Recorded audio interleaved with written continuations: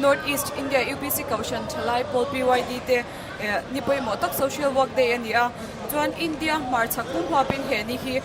kumtin vantlang tana na tha thawhna nia panchin ania chuan in tunchuma hian Aizawl City PYD Kumin Aizawl Civil Hospital tihfai na thaw ania chu vinia hian pennet kaltangin an tan thaw dan te kan thir hodon ani ama sa in Pentecostal Kohhran thalai pawl ro rel na sang general PYD conference ro rel na chuan kumsa khazakwa sumkwa pakwa khan he social work day hi alo pasa chuanin kumsang hi atang khan mantan ania kumtin October ni hi India hmarchhak hmapin vantlang tana na thawhna ni tana thaw chho alo ni ta ani chuanin he ni hi lunglei khawpuya po lunglei town area PYD table tumin hmang dona nilenga na thawkin ki kona changa AOC inkara side drain le kongpui kama bol hlo then fine hatlang an nei don ani chutiang zelin thingtlang lampang local tamjok chuanin jingkara he ni hi hmangin vantlang hun poimo then fine na an thokbok ani he ni hi India hmarchhak bumhapa panchin ani awangin voini hian Mizoram state pona Pentecostal thalai Barak district Churachandpur Imphal Chandel district South East Nagaland le Tripura district chhungah PYD tepo in andrem chandan angin an hmang don bok ani India tina kan ti thin angin social work day pangturin City PYD te kan hankal khom ani ya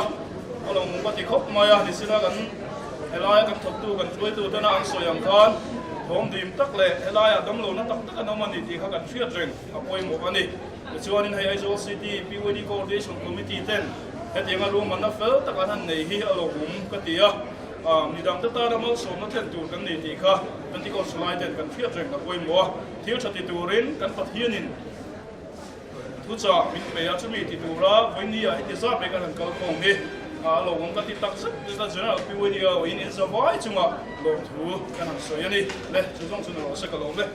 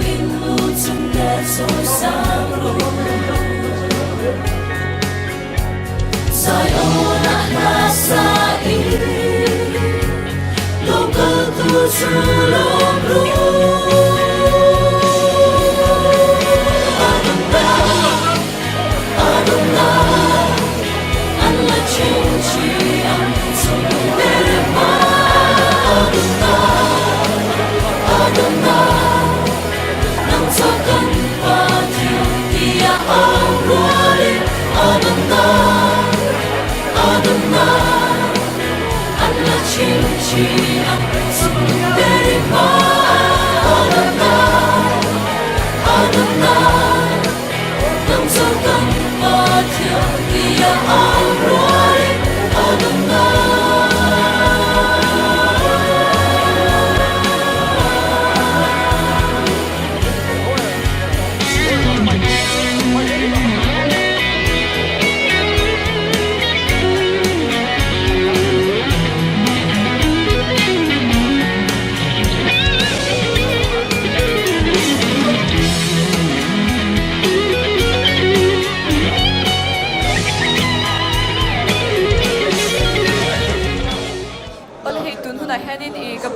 General PYD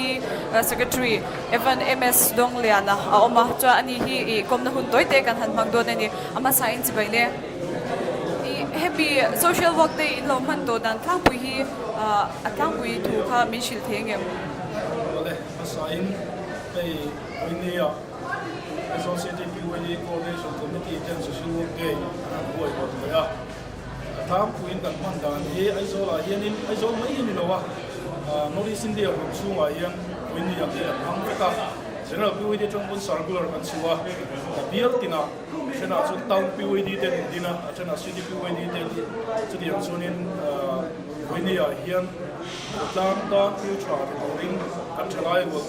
tak win ya hianin an pen chuka mun chan ka chun dam do in tihfai mun chan ka chun ti sen ten be ya in a chen mun chan ka chun khulai ten tihfai bazar mun tele chu diang chun ko in ni global mini social work be hi no de sin dia pu ya chalai ten kan mamani ale I happy social work day hi man chun zom zel tlak ani itia social work day hi chu when ni kya kan kal da na hi chuanin lang mai pi lama sarkar mo yin bin kui ma thil ti an lo ma lo tuin an soi ve mo la kan ban san mai hi an tau so ke ni mani ai ma chuan general PYD trong pai chuanin ti to mai hi kan rem ti ka ring lo wa in ko tang le ko sam te le sarkar am te po yin an ti to ku chuan ui ma tang ke ni chuan ti tang zel hi kan ni chuan in enge social work day thu cha toya mo I PYD member din na han soi du enge mo ini oi te in kan soyanga pathian thu te po ni pa thawanga te Pentecostal thalai te oi ni anga midang te tana mal so mani dura kan han fe chuak sum hi alo ka tia pathian thu chuan midang te tana mal so na khen turin tia tin thil tha tia rong bol turin ni masa takin boka chumi ni wang chuanin oi ni ya kan pang chi hianin an thalai ko te na sale zuala oi ni ka thelo tam tak te po hi no ma kam te po han na ko ma kan ti na chuan hei to pa thale zum ko tang le ram ta na pen chuak turin kan han in cha duwa ni chana PYD hianin akan pa in han koi hot thei ani hawa district na circular chuin chu tiang chuanin mi hong sanga te chu tiang chuan kan chuwa e hun poi mo tak mai hi pathian ta na kan rong bo na mo tak me ni warin na sa le zuala tam da turin chalai puite kan cha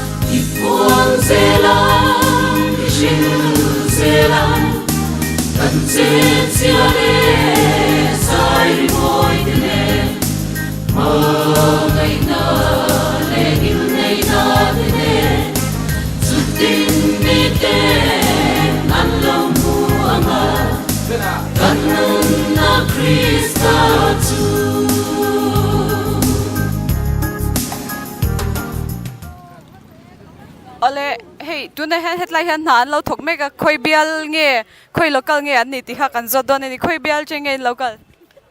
bazar bial kan ni engza venge local thei chau achi hi chu ko hello wa za kan ni o somthum bol wa chu kan ni nga in ha to em ha lo ve hey anwam khop mai kan ti chho chan don chawe ole alo am lu tu ge ole hey tuna han kabula hiam bazar bial president oma anin hming le engza nge an bial chengin local ti te min shil don ani ne hey voi ni bazar bial chengin mi som level kal nin kan in ria jat ka ming hi eflal sang liana ani social work day hi hun enge mo chen lo man to ania I vai zat nge I lo na tlan to social work day a hian kan hat lang ve nu la voi nga vel voi ruk vel bor chunin ka sia ka sia thei china chuan alom om hle me ti chun zom zel tlak ani ATM social work day hi hetanga vantlang tana thil thati ni man tan hian tha khop mai hei ti chun zom zel tan po a tha in ka sia hei di kuma po kha ni civil hospital tho hi kan tihfai a dar thlang te kan not fai a tian chuan vantlang tana thil tha kan ti na kan phau chuan te ni ve a tha in ka sia tin bakah hei lamual thla te so kan sam fai man kuma po khang chi te po kha aram pum mang po khanin a tha khamin ti puin ka sia ole chuanin thil dang te he t-shirt ang deuh hi voin hian han omnot mai he enge min soifia saklok theiam nia hei hi Aizawl district in nakum sanila som pakua hi silver jubilee lo thleng dona chumia chuan organizing committee ten dinna kaidi fundraising committee kan nia chuan t-shirt siam turin district PYD min ti angin hei jubilee t-shirt kan han siam ania hei voin nia po nia an hanual mai tam theyang berin leidar se ti te po kha kan du nge ni chu ole alo me Aizawl East District PYD te kha chuanin lo lei cheu turin an ngen khal cheu ni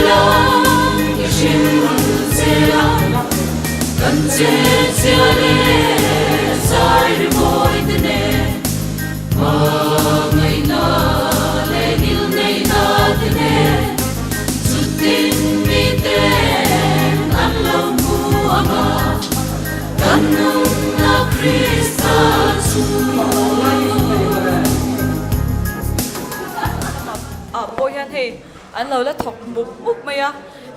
khoi bia la ching ngen local khoi veng a ching ngen ti kha kan zon don ni khoi veng a ching ngen local zembo khoi engza veng a local in che theyem Cái này chúng tôi đã có trang sử dụng hoa về mình cho bạn tổng thể mấy thẻ. ole phải đâu khan lo no ru o tu na hian ke bin chu lampanga kan kal zela he lampanga po hian thok pol an lo lo om zela he ti han kan mo hian dar thalang no fai na an thok ani headline help page chu an boy le me a chenin an sign board te hi an lo tar that sak ni op tak ani a har sa em John head lampanga hian he an body na tlin chaza zal boka he a chung sang no turin manga chuan he tuna shufai lai mek hi kan han kom don ani I aming le khoi biala changa local nge ti te enge biala ani na ti te kha min shil don ani coming to min han chuanga India chuang te filming to wa zembok bial da treasury to ni chuan in voina hian in biala changin local in chan hemem chanem tak dal kan tuma mare ma se mi somni pathum kan kana chen ro kal bel le zel boka kan in report lai ka somni pathum so kan ni I social work de hi voin lo hi kum tanga te khanin I lo thatlang to chinem a hlok thak etiem lok tha ga ka song chang tha ka ti choi du tan tianga ro man na se mi an tha ti khop mai ole kat lom du tuke lampanga hian ka le do na he I signboard intar kan mo hian block F chung lampanga hianin na thok po la nom boka eng bial nge thok ti te kha I en pa in kan han kal kwal e don ani ole he hetlai a po hian kan mo angin he an lo thok le meka an ni hi eng bial nge an ni a khoi bial atanga local nge ti te kha kan han zot le don ani chani he unau pachi pi a kan mo a chan ani hi Trump pui biala shwai tu ni a ani na te le member engzan nge aron shwai thei ti te kha min shil don ani Trump pui bial my president kania Kumin hian member som paha ko ka bial ring ko so nei ka sia anu ron ka te ro ma khan chu kan ma sa ko ha tha kem in ha to em ha tha ko nuam ka ti mai thai kan hlim chen thei chu an nom kan dia kan nui tho thok ko kan hetianga i khutlang ta na thil thati hi e PYD te hian ti zel chi nia ingayam o ti chi khop mai ei vantlang ta na thil tha kan ti thei na ni ve nia a sam pa an ti a har sap china in machine la ya kan lo man lo ma ni mi ko ma hetia khop i chu PYD te na ko wa khutlang ta na thil tha kan an ti thei hi a lo mong ka ti tak se ta ni ti zel chi ni ka sia ale alo bam lu tuke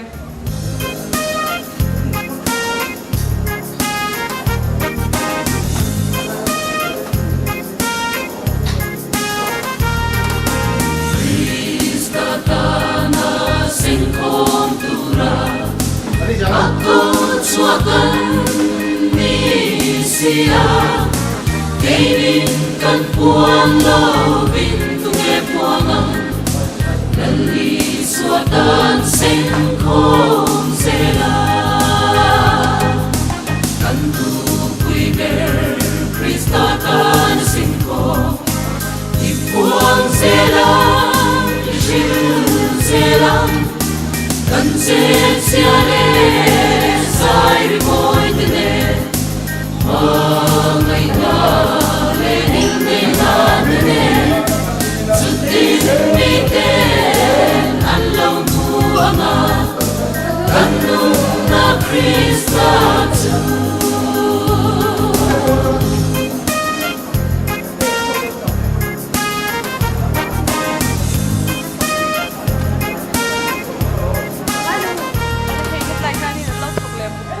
chuanin kabulami hi ang mingte biala ani nete minshil don ani kero do ka ti a he ko ti dia do di president ka ni chuan voine heading member exat nge local the chewin biala changin a ti lama ka ni share kha som thi mel ka ni share ma se ka me lama local kha nam le ko na som tum bel chu nam ni ka in kan bia na chang ma ti enge a ha tha kem enge in chau to em e ha tha lo we yenga vantlang a thil ti hi su an nuam kan ti so pa ma ni hei mani na to thin tingai lo kan su tu we hei kan hong dong khop mai zai pol lama kan soprano chalu tuk mai alo ma I hat hello we ni hi anwam itm nuam khop nei we zai nge in hatan na ni to ni kum sho no man ti pya khan jang kan hatan we zia na tlan le ze li la tu mem kum dang ate ni e kan lan duna chuan kan lan tlang ze lang chu alan dula chuan alan tlang ze don ni o kan lo chin chia renga kan lo tu ke general musician zinga mi bon turu tak mai guitarist bon de mai ka mua I voina hianin khoilai tinge in hanti 5 ve in bialin hey when chun otho wa thi kan changa hey kan khoi vel ve ka an so trep hatem hello ve so tho pa san lo lim kan lo khop mai tho du mun ti khop mai tho lo mo tu keก็คือพวกไล่มี aming min shil don ni มาสมตรงเลยนะนาจะรีบยังให้ตัวสเปียล I hatem เอ๊ะฮัลโหลเอ๊ะอันนู้น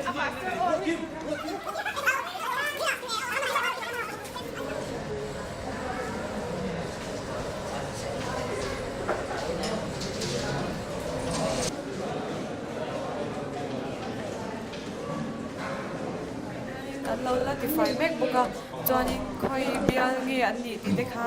min shil don ni exact nge I voini han chal tlang bial changin local thei chu so bakah tana so kan ko lo pam to ke in hatem hala ve hian to the hand male medical ward na kan ok meka like hi chal tlang bial ten an chan ani a he dar lang shu fai na an thok meka ni an han he na thok pol an lo om le meka cho an ni ho hi khoi bial changa local nge an ni ti te kan zo don ani even lon sang ve kha khoi bial jing nge in local hmarchhak I member exat ve nge local thei chu so panga song par ko ve a ha tha kem nge in ha to em atang lo ve an nuam khop mai hết là bài hai nên trên này lâu là thì phải để mấy cái cẩn thận cẩn quan lệ dễ đôi này hạt tụi em hello ve ăn lộc thác ít điểm anh lộc sao không lấy thì hrangte'n huna PYD te DME hrangte'n puina sarkar hmang te han kan shuna kan me hi lok kha khop mai sang sang ka khop mai he alo mom lu tu ke al he het lama hian City PYD kan try to te district lama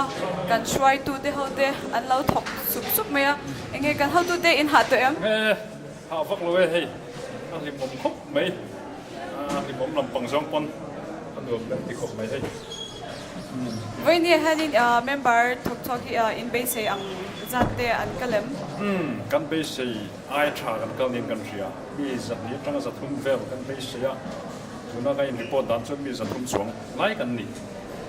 khop mai alom om ne me kan lom tu ke hey Aizawl East District BYD try to kan mu fu a ha to em ti te kha kan han jot don ani ha lo ve ha tan yo ve het yang ni hi chun zom jet lak itm chun som tlak khop mai social work ke i la ya chhaw to na mang the tu ke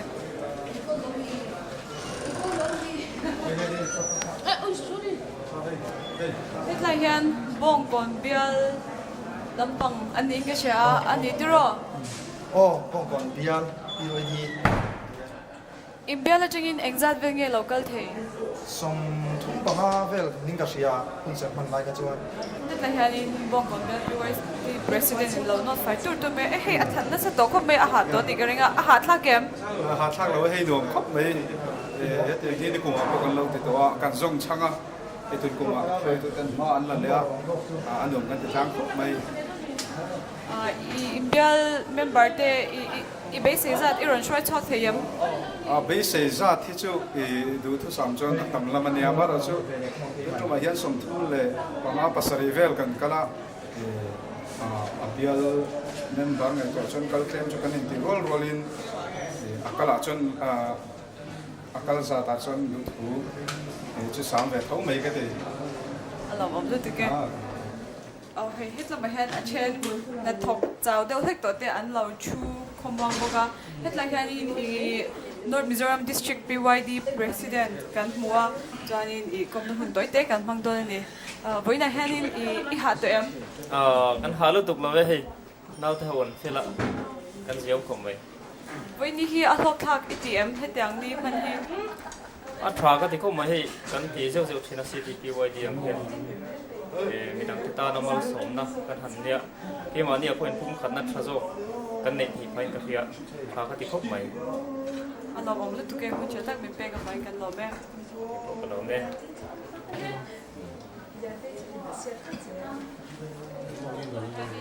kabula han una pasom te a fu a chuanin ani hianin voinia ana tho to te khwelai mun tenge alo tihfai ti te kha min chil don ani voinia female surgical tihfai a kan lon sang khop mai a katang ti kan nau te nan lo hlau khop mai a itun hai kan hol tu tenen kan an chola thim puin tur min so ma kan indon ani anuam ka ti khop mai tuna han kabula hianin damdoi in lama kan thok tu kan fu tho me chuanin ani hianin zona tlem kan han zo tanga voinia hetenga City PYD Civil Hospital tihfai na an thok te hi a tha atm ti te kha kan han zot don ani a tha ka ti khop me he kum tin mai inon nei zia me hospital te thok tu te kan in dei lo wa hian du tok ang po hian kan tihfai lei thei lawa PYD te zara ti hian fai takin kan lo lam thina kum tin atiang enon ti thrin hi azong changla kan ti a thok tu te pon PYD te kan fakle cheu ni kan dom thei lu tu ke ina po haina sa takin ron tihfai sa ka kan dom le ne hemi hospital ron tihfai hianin enge he pawl ang chi mo ko shanang chi hian ron ti ve chin te an lo om to em Salvation Army hian an ron ti ve zeu zeu thina bidang chon ti om po she lo PYD ni deuh mai hun lu tak min pe ka wangin kan lo lu tu ke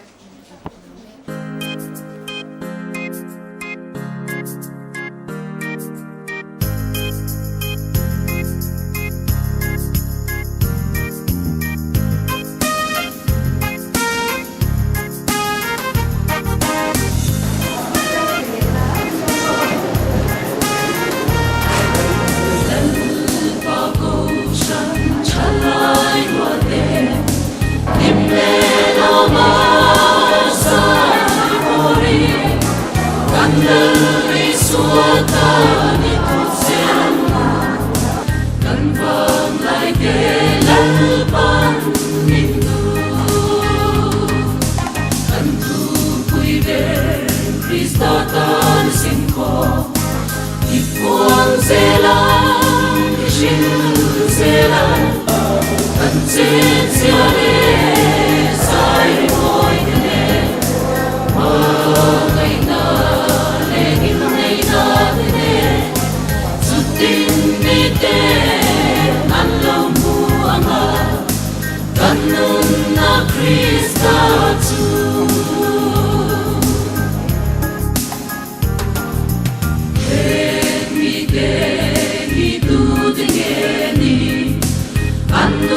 na ren mai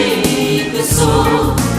an kian min an bahan moi na ye ni den min ti ei na tu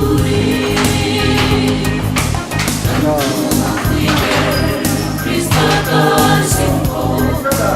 ipuang sela ishin sela kan che le sai moi ne ma ngai na le nil nei na ne sutin mi te an lo mu ama kan na Kristatu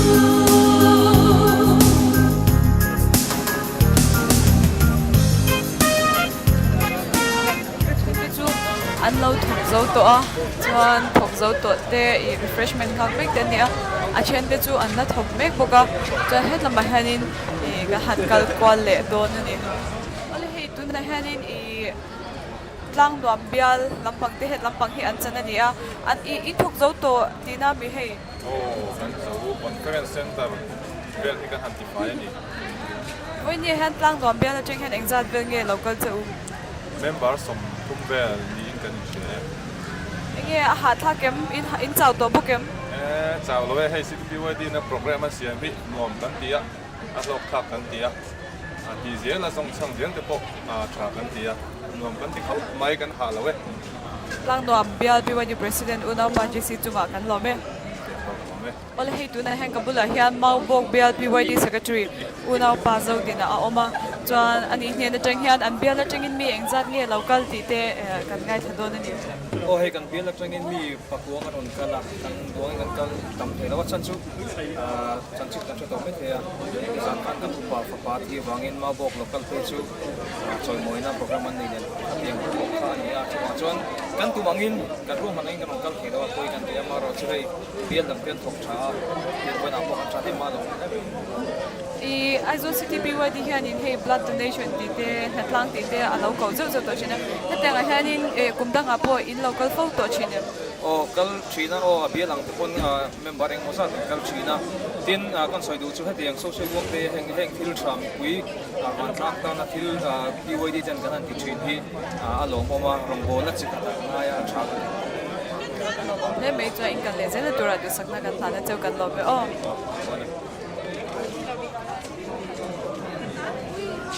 Paka hen hei refreshment voi ni kan ei tour tin bel tak tak om strawberry te kan ei don chuan refreshment in charge khoi bial nge an ni ti kha mi she thei bazar bial chuan voi ni hanin enge in thok na sa em nge refreshment charger hian in boy nge in tihfai ve thau tihfai ve thau refreshment mo kan pai play big la in ha te hello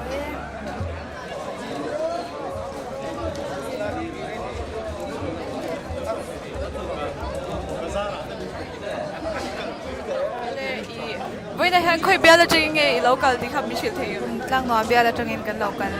với lại muốn nghề hẳn thì phải đều với này nếu cabin room le conference hall kan sang kan bia này nghề hạ thà kem abal bia em hạ thạc lâu lâu ba lúc tục lâu conference room làm bằng cái số mình lâu ba đâu anh rồi tụi kan hạ lúc tục lâu bên kan kawan ngọc mà thì khóc mày cũng đang ai thật lang thì lâu là bao nhiêu cái xe thật lang thì dễ thì là tụi mình kan ta mà đi phát triển kan thật lang dễ lắm rồi Mablut again. When they had in Andaman Lamachangin kan pastor po hey social work day hatlang turha na local vang ni ka siya enge when they had in khoi lai mun ting in hati faida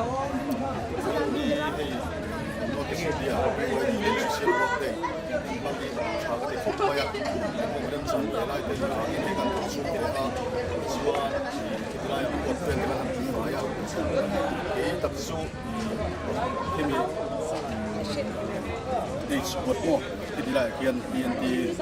và đặc kiên phải cần thuộc số chắc không mấy lâu cũng có thể không mấy đặc biệt nó đi xin việc như vậy đi đến tiền nào cũng có thể không mấy nghe hạt thạc ít tiếng nghe hiện hi thì dễ thạc nia ngay sống sống thạc đặc biệt aha thak la ba notice in the BYD te kan pum khana tan pora til tangkai tak ni in ka shi wa India ro pa na ka siami a cha ka mai a sok sang tha ka ti Imun no tak mi pega vai kan lo bu tu ke.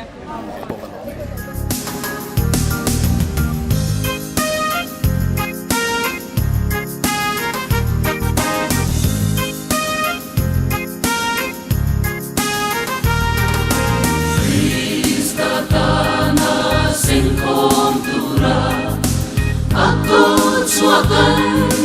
ni sia kairin puang lo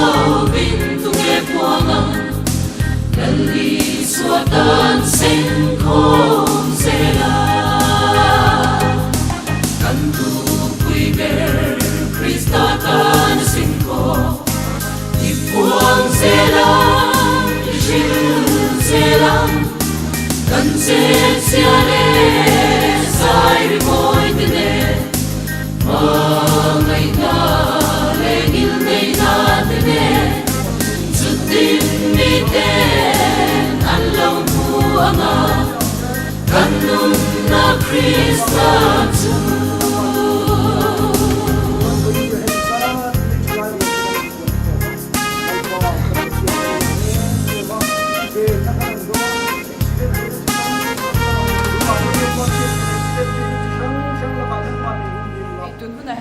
Kabula hian Aizawl City PYD chairman unaw pa ma chhuana a oma chuan ani ne na chang hianin Aizawl City PYD te malak na in engtin ye social work te hi an lo man to chindan ti te kha kan ngai thadon ani social work te monin kan mo chai chuanin ei kum sang hi le pati atang kan City PYD hi North Mizoram district Aizawl district shoi tu te joint committee ne coordination committee lo dinna chuan chumi tang chuan ko hun khem mai nakal so ngara chuan he City PYD di hianin khawpui chhungah North Mizoram le Aizawl Islam pangte ya mani district ka Sangtok bagian ko pole zon na sesok te bum pada sesok te kan nei tinan ba thi kinalathina chuanin social work day man ni se tia ko khalina ro rel ta notice in den na pasta ko pe chuan City PYD chuanin social work day hi mang turin dil ruwa ada maya ko pu chung bial sang te po hian an mani ven chunga na thotu an nei poin kan ven chunga I thok ve an ti po hian City PYD committee to hi mai cha support thina chuan City PYD atun tu chu bialamin ka pui ve sela chuan an mani tol chunga te po an duangin mang ve se an tlang tang te than ti chang te po kan neya tlang puin City PYD kan ti chuan am hoin kan mang de sela chunga chuan committee kan re lang ang hian kan pui china chuan achangin thisen kan peya chuan achangin Aizawl khawpui chung chimlam matanga marlam thengin chutian chuan he lam atanga ram kan so rang kal ta saklam le tlak lam le chualam atang den khawpui dung zong zong ta chutian ta chuan kan tihfai china chunba chuan ni khawpui sirvel na la te tum ma pe chuan a top tin reng mai motor men kan sopa du pui tak tak ta po kan hai chong kan berle loi china kan chutian chuan ni kan lo china chuan tum chuma chuan civil hospital lam hi ma lai ra ya lama civil hospital kan ka khut lain min po royal hotel civil hospital ti hi la area vel tele building an tihfai hi kan ru alam dewa chanchu civil hospital te hi chu tin mai tin tlang te ko tak tele Mizoram bo na ma tang te thleng po kan kal ko hun kan man vek theina mun wan duai te om na mun ba kan in kan ti ve thei tu te ani ko ka chuwa chon kan mai poi mai me ma itiam se kan duwa chuan lai mun kan an thanga Kumin chu lai mun a hian in dan bo in ti fai ve te rin kan han ko khom alom le mai khutlang tan thil tha ve tam tak in lo ti to a in chalom le mai chuanin tuna hianin i City PYD hmalang in vo in ni lo ang hi City PYD in khom na hunte lo om le do tu ni ten kan lo share report chang na kin apek ti ya hei de hianin kanan thok khom de lui lui thina chuanin achang chuan crusade te kan ne life crusade te kan boi hota tum chu Mizoram field te po kan nei cheta po kan dia la mual lama hanin to khom te po kan chak de wa chuan chuanin sports te nei na kan dia tem tur chuan ro man na kan neya item sang sang mangin ro man na kan han nei me ka bar tha to lam ni an dul de unu lama hiarin sa sikrim ten nam chang changat chuti hun vela ti ta na chuanin ro man na kan siama dal ban ra ti chuan sport ni turin ro man na kan siam kan ni apur om le mai chuanin enge lom tu choine te hande tu te in e geringa toiten min choi sak te ole alo ko mai ei notice india PYD te mala mai tin social work de hi kan chunga tilai chuan Aizawl City PYD te kan ti ma in chunga takin kan phak kan chila lai ami kan tu tlang to mai ani khan holiday te phei chu mani lam tan in sel so te le mani in lam tana oi pang en mon khoi kon te po om chuna amai ro chu ten chu chuan vantlang tan thil tha kan ti ve ni om chuna ni lom tia wa in bial sang tang kan ngai pui mo tla me ma mani chulung kul se tap tak ko te kan sanin minga vantlang tan thil tha ti tura kan hi alom ko pia ni a po he zat ni mi za thum zali don lai mai kan ting kan fon khom bi aro bi ka tia aminga soi tu han ni chuan kan kal tam lo men a te kan tia amaro chu kan ngai hu tel tela ngai hu tu kan tel tela poi ni a po he zat mai kan gal khom bi alo ka tia chu chu lom tu kan sai ni City PYD te in kan le zena tura tu san na kan han chewa hun bu tak pe ka bai kan lo be ole ki po be se ole khatizong kha vo India Aizawl City PYD te na Civil Hospital tihfai hmang kan nei kan thir hau the te chu ani e kan lo be